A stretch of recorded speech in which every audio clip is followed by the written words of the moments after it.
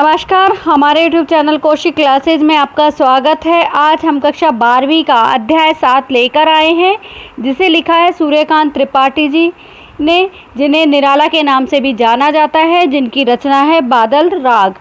तो पहले हम कवि परिचय पढ़ेंगे, उसके बाद फिर हम कविता का अर्थ जानेंगे।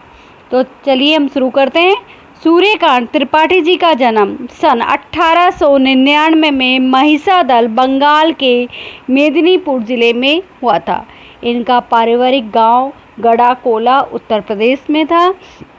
इनकी प्रमुख रचनाएं हैं अनामिका, परमेल, गीतिका, बेला, नए पत्ते, तुलसीदास, कुकुरमता, चोटी की पकड़, काले कारनामे। 8 खंडों में निराला रचनावली प्रकाशित हुई थी और मतवाला पत्रिका का इन्होंने संपादन किया। इनके लिए कहा जाता है कि कविता को नया स्वर देने वाले निराला छायावाद के एक ऐसे कवि हैं जो कि एक ओर कबीर की परंपरा से जुड़ते हैं तो दूसरी ओर समकालीन कवियों के प्रेरणा स्रोत भी हैं। इनके काव्य के लिए कहा जाता है कि ये संघर्ष, जीवन, क्रांति, आशा, निराशा आदियों को समेटकर इन्होंने अपनी रचना को लिखा है। इनका देहांत 1961 में इलाहाबाद में हो गया था।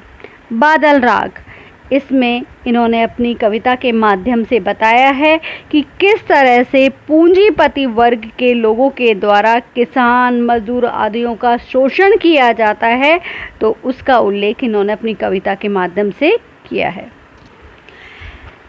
तिरती है समीर सागर पर।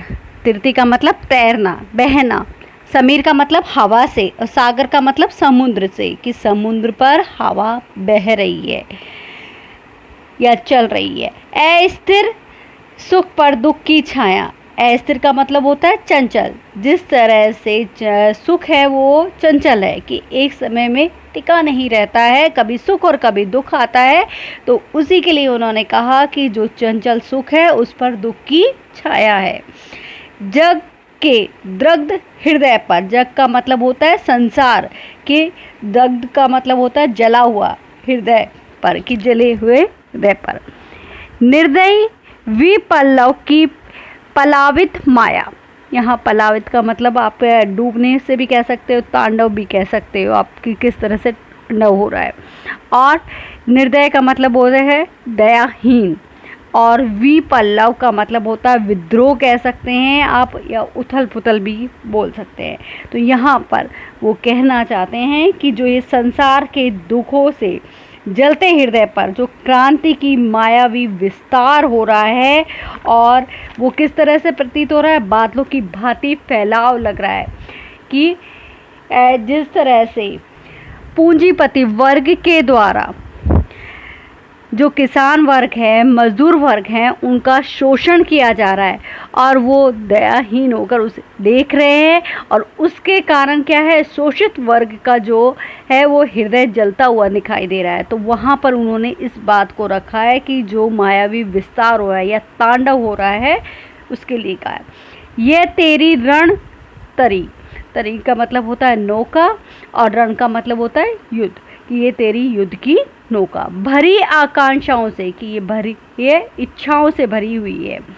घन भेरी गर्जन से सजग सुप्त अंकुर। घन का मतलब होता है बादल, भेरी का मतलब होता है नगाड़े, गर्जन का मतलब गर्जना करना होता है, सजग का मतलब होता है जागृत होना या जाग जाना, सुप्त का मतलब सोए हुए। कि जिस तरह से बादल की गर्जन होती है और बारिश आती है, तो वो जो मिट्टी में सोए जो बीज हैं वो क्या हो जाते हैं, जाग जाते हैं, अंकुरित हो जाते हैं। उसी तरह से जब पूंजीपति वर्ग के द्वारा शोषण किया जाता है, तो वहाँ पर कुछ लोगों के द्वारा एक क्रांति लाना चाहते हैं कुछ लोग, और अपना बिगुल बजाते हैं कि भाई हमें क्रांति लाने, बार बार में हमारे ऊपर शोषण किया जा रहा है, उस शोषण को दूर करना है। तो उसके लिए वो जब आवाज़ उठाते हैं, तो जो सोए हुए जो श्रमिक है कि अपनी आवाज़ नहीं उठा पाए हैं, वो क्या कर रहे हैं, वो भी जाग जाते हैं, क्योंकि वो उस डर के मारे दबे हुए हैं और अपने आप को छुपाए हुए हैं किसके लिए? पूंजीपति वर्ग के लोगों के कारण वो छुपे हुए हैं, अपनी आवाज़ नहीं उठा पाते, लेकिन जब क्रांति आती है तो वो भी जाग जाते हैं। उर में पृथ्वी की, उर मतलब हृदय में, पृथ्वी के हृदय में आशाओं से, कि आशाओं के साथ नव जीवन की ऊंचा कर सिर, कि नए जीवन के लिए वो ऊंचा कर सिर ताक रहे हैं। विपल्लव के बादल, कि वो ताक रहे हैं, कि नए जीवन की आशा के लिए वो अपना सिर ऊंचा कर कर क्या कर रहे हैं? विद्रोह के बादल आग रहे हैं, बार बार में, फिर का मतलब बार बार में। तो यहाँ पर वो कहना चाहते हैं कि जो क्रांति आ रही है उसके कारण नए जो शोषित वर्ग के लोग हैं वो भी क्रांति के कारण अपने नए जीवन की आशा की इच्छा रखते हुए वो विद्रोह के बादल को देखकर बार बार में देख रहे हैं। बार बार गर्जन, कि बार बार में गर्जना कर रहे हैं। वर्षण है मूसलाधार, कि बारिश मूसलाधार है।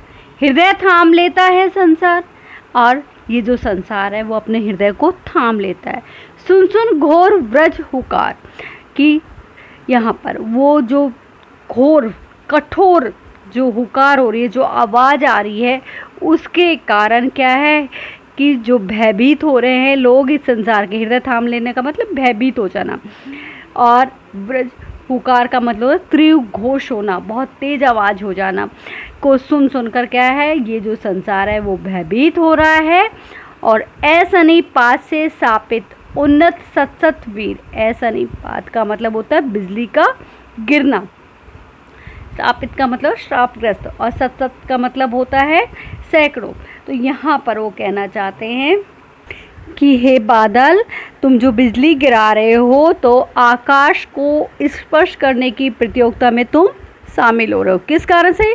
कि छत विशत हत अचल शरीर, कि यहाँ पर छत विशत हो रहे, कि जैसे आपने भी सुना भी होगा कि जब युद्ध होता है तो लोग घायल हो जाते हैं, किसी का हाथ टूट गया, किसी का पैर टूट रहा है, तो उस चीज़ के लिए उन्होंने कहा कि जब क्रांति का बिगुल बजता है तो ऐसा प्रतीत होता है जैसे कि शरीर खंड खंड में होकर धरती पर बिखर रहा हो।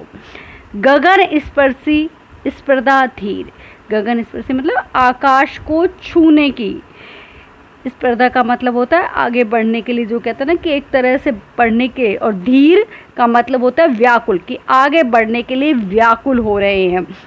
तो वहाँ पर उन्होंने इसी बात को रखा कवि ने, कि उनका कहने का मतलब है जो क्रांति आई है उसके कारण जो पूंजीपति वर्ग है, जो कि आकाश छूने की प्रतियोगिता में लगे हुए हैं, आगे बढ़ने की प्रतियोगिता में लगे हुए हैं, वो आज इस क्रांति के कारण ऐसा प्रतीत होता है जैसे कि पर्वतों के में शरीर के जो खंड खंड है वो धरती पर बिखरते हुए नजर आ रहे हों। वो वर्ग, उच्च वर्ग क्या हो रहा है? भयभीत होता हुआ दिखाई दे रहा है। हंसते हैं छोटे पौधे लघु भार, लघु भार का मतलब होता है हल्के या कम वजन वाले, कि इसको देखकर, क्रांति को देखकर कौन हंस रहे हैं? हल्के हल्के पौधे हंसते हुए नजर आ रहे हैं। सहस अपार मतलब फसल, सहस का मतलब फसल, अपार है। हिल हिल खिल खिल, हाथ हिलाते हैं, और ऐसे प्रतीत हो रहे हैं जैसे हिलकर खिल खिल कर वो हाथ मिला रहे हैं। तुझे बुलाते हैं विपल्लव रव के छोटे ही शोभा पाते। यहाँ विपल्लव रव का मतलब होता है कि क्रांति का स्वर उत्पन्न होने पर ये छोटे ही शोभा पाते हैं। किस कारण से? जैसे कि बहुत तेज़ बारिश होती है तो बड़े जो पेड़ होते हैं वो धराशायी हो जाते हैं हवा और आंधी के कारण, और जबकि छोटे पौधे हैं वो बच जाते हैं। उसी तरह से जब क्रांति आई है तो क्रांति के कारण क्या है? क्योंकि गरीब वर्ग है, जो श्रमिक वर्ग है, वो तो वैसे ही साधनहीन है, क्योंकि उनका तो सब कुछ सार चूस लिया है पूंजीपति वर्ग के कारण। तो उन्हें पता है कि हमारा कुछ बिगड़ने वाला नहीं है, कि हमारा तो वैसे ही बिगड़ा हुआ है तो और कुछ बिगड़ने वाला नहीं है। लेकिन किसको परेशानी ज़्यादा होती है? पूंजीपति वर्ग के लोगों को, क्योंकि उनके काम बंद हो जाते हैं। तो इस वजह से कहा गया है।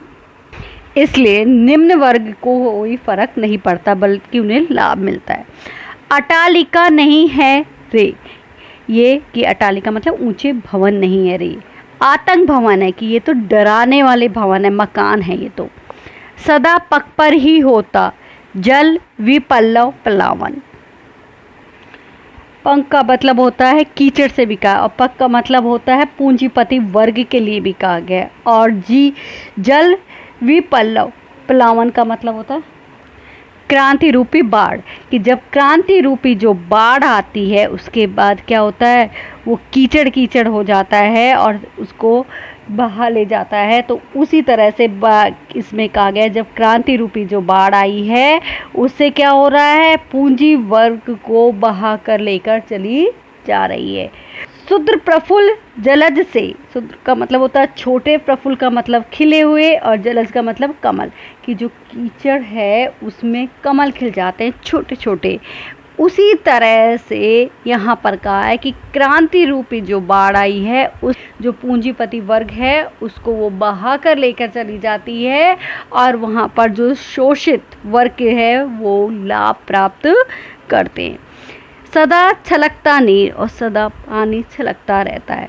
रोग शोक में भी हंसता है शैशव का सुकुमार शरीर, और रोग में भी और दुख में भी हंसता रहता है। शैशव का मतलब होता है बचपन, सुकुमार का मतलब होता है कोमल, कि कोमल शरीर वाला जो व्यक्ति है वो बचपन से उन्होंने उस कठिनाइयों को देखा है, इस कारण से वो दुख और रोग में भी हंसता रहता है।